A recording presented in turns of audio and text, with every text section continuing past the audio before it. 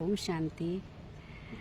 चित्रगुप्त और यमराज ये सब हम सुनते हैं, ये शब्द ही नहीं, इसके पीछे के भी कुछ रहस्य है। चित्रगुप्त जैसे हम जब ये सोचते हैं कि चित्रगुप्त या यमराज, तो ऐसा कहानियों में देखा है ना कि कोई एक शरीरधारी है, चित्रगुप्त जो कुछ नोट कर रहा है और यमराज जो है वो मृत्यु के समय लेने आते हैं। लेकिन आध्यात्मिक दृष्टि से अगर हम समझते हैं तो इसका रहस्य कुछ और है। क्योंकि हम अपने आप को देहधारी समझते हैं, इसलिए ये हम सोचते हैं कि ये कोई देहधारी है।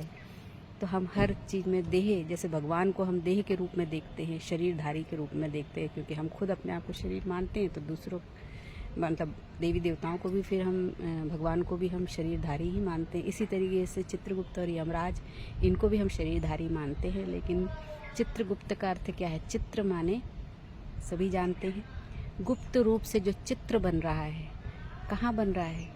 हमारे आत्मा का जो मन है ना, आत्मा के अंदर मन है, तो उस मन में जो कुछ भी हमारे विचार चल रहे हैं, कहते हैं कि संकल्पों से कर्म होते हैं ना।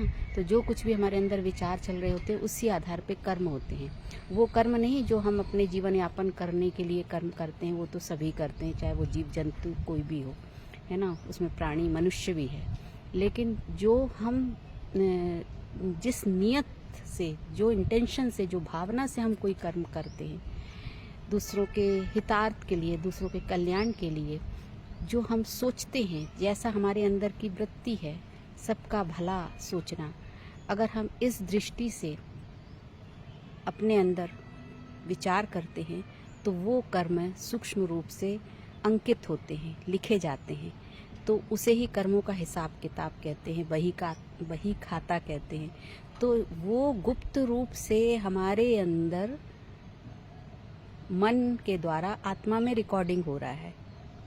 जो हमारी नियत है, जो भावना है, जो विचार है, जो सोचने का तरीका है, जो वृत्ति है, उसके आधार पे जो हम जीवन में कर्म करते हैं, वो उसका जो कहते हैं ना इम्पैक्ट, जो उसका प्रभाव पड़ता है, वो सब हमारे अंदर गुप्त रूप में रिकॉर्डिंग हो रही है। तो वो चित्र बन रहा है, माने कि वो रिकॉर्डिंग हो रही है, तो वो गुप्त रूप से हो रही है, इसलिए उसको चित्रगुप्त बोला है।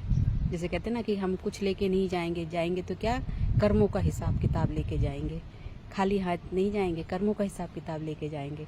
तो वही है कि जो रिकॉर्डिंग हो रही है हमारे अंदर, वो गुप्त रूप से हो रही है।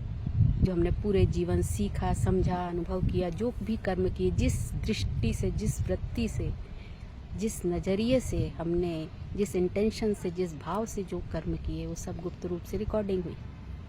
तो वो है कर्मों का हिसाब किताब। तो वो चित्रगुप्त रोल है।